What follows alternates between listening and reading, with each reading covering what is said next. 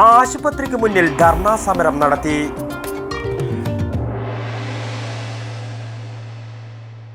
ഇപ്പോഴത്തെ കുട്ടികളുടെ IQ level വളരെ ഹൈ ആണ്. അത് നിലനിർത്തണമെങ്കിൽ പ്രോട്ടീനും കാൽസ്യവും അടങ്ങിയ ശുദ്ധമായ പശുവിൻ പാൽ ദിവസവും കൊടുക്കും. ഇപ്പൊ ജനതാ പാൽ എല്ലായിടത്തും ഉണ്ടല്ലോ. നിങ്ങൾ കഴിക്കണം.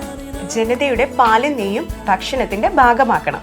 പയ്യന്നൂർ താലൂക്ക് ആശുപത്രിയിൽ ആവശ്യമായ ഡോക്ടർമാരെ നിയമിക്കുക, ആശുപത്രിയുടെ അനാസ്ഥ ഒഴിവാക്കുക എന്നീ മുദ്രാവാക്യങ്ങൾ ഉയർത്തിക്കൊണ്ട് പയ്യന്നൂർ മണ്ഡലം കോൺഗ്രസ് കമ്മിറ്റിയുടെ ആഭിമുഖ്യത്തിൽ ആശുപത്രിക്ക് മുന്നിൽ ധർണാ സമരം നടത്തി. KV സ്നേഹജൻ സ്വാഗതവും മണ്ഡലം പ്രസിഡന്റ് പിലാക്കൽ അശോകൻ അധ്യക്ഷതയും വഹിച്ച പരിപാടി DCC general secretary Rajith Narath ഉദ്ഘാടനം ചെയ്തു. കേരളത്തിലെ പൊതു ആരോഗ്യത്തെ സംബന്ധിച്ച് ദിനേന ഞാനും നിങ്ങളും കേൾക്കുകയും വായിക്കുകയും ചെയ്യുന്നത് നമ്മുടെ നാട്ടിൽ നിന്ന് ഉച്ചാടനം ചെയ്യപ്പെട്ട പല സാംക്രമിക രോഗങ്ങളും തിരിച്ചു വരികയാണ്. എംബോക്സ് ആണ് അവസാനമായി വന്നതെങ്കിൽ കോവിഡാനന്തര രോഗങ്ങൾ ഈ സമൂഹത്തെ ആകെ കാർന്നു തിന്നുകൊണ്ടിരിക്കുകയാണ്. നല്ല ആരോഗ്യമുള്ളൊരു സമൂഹം വാർത്തെടുക്കുന്നതിന് വേണ്ടി ആരോഗ്യ സ്ഥാപനങ്ങളെല്ലാം, ആശുപത്രികളെല്ലാം നല്ല നിലവാരം ഉയർത്തിക്കൊണ്ടുവരിക എന്നുള്ളത് ഒന്നാം UPA സർക്കാരിൻ്റെ അതിബൃഹത്തായ ഒരു പദ്ധതി ദേശീയ ആരോഗ്യ മിഷനിലൂടെ നടപ്പിലാക്കിക്കൊണ്ട് മുന്നോട്ട് പോയത് നാം എല്ലാവരും കണ്ടവരാണ്. പക്ഷേ വിധിവൈപരീത്യമെന്ന് പറയട്ടെ,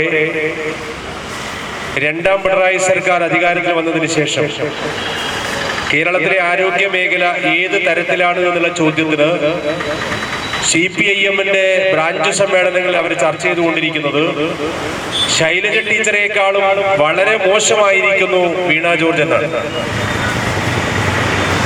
കാര്യങ്ങൾ കൈകാര്യം ചെയ്യാൻ പറ്റുന്നവരുടെ കൈകളിലേക്ക് ഭരണവും സംവിധാനവും ഏൽപ്പിച്ചു കൊടുക്കുന്നതിന് പകരം ചില സാമുദായിക സമവാക്യങ്ങളുടെ പേരിൽ കേരളത്തിലെ ആരോഗ്യ വകുപ്പ് വീതം വെച്ച് പിണറായി വിജയൻ നൽകിയപ്പോൾ ഈ നാട്ടിലെ സാധാരണക്കാരനാകെ പ്രയാസത്തിലേക്ക് പോവാണ്. K. Jayaraj, advocate DK Gopinath, VC Narayanan, Athayi Padmini, A. Rupesh, EP Shyamala, KV Bhaskaran, PV Priya, VM Peethambaran തുടങ്ങിയവർ പ്രസംഗിച്ചു. പുഷ്പ തറമൽ നന്ദിയും പറഞ്ഞു. ധർണാ സമരത്തിന് CK Dineshan, Damodaran Namboothiri, Anilkumar C, AK Sreeja, C Poomani, KT Harish, PP Shobhana, Bharat DP, Arshad Kavvayi തുടങ്ങിയവർ നേതൃത്വം നൽകി. News bureau, Payyanur. ശ്വാസം വലിച്ചോട്ടെ. എത്ര വയസ്സ് വരെ പാൽ കൊടുത്തു? 1 വയസ്സ് വരെ.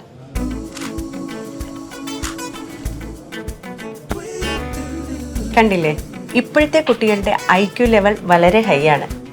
അത് നിലനിർത്തണമെങ്കിൽ പ്രോട്ടീനും കാൽസ്യവും അടങ്ങിയ ശുദ്ധമായ പശുവിൻ പാൽ ദിവസവും കൊടുക്കും.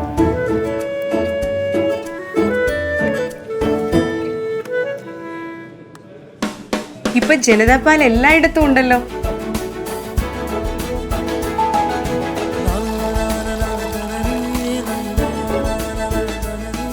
നിങ്ങൾ കഴിക്കണം. ജനതയുടെ പാലും നെയ്യും ഭക്ഷണത്തിന്റെ ഭാഗമാക്കണം. ആരോഗ്യമുള്ളവർക്കേ നാളെയുള്ളൂ.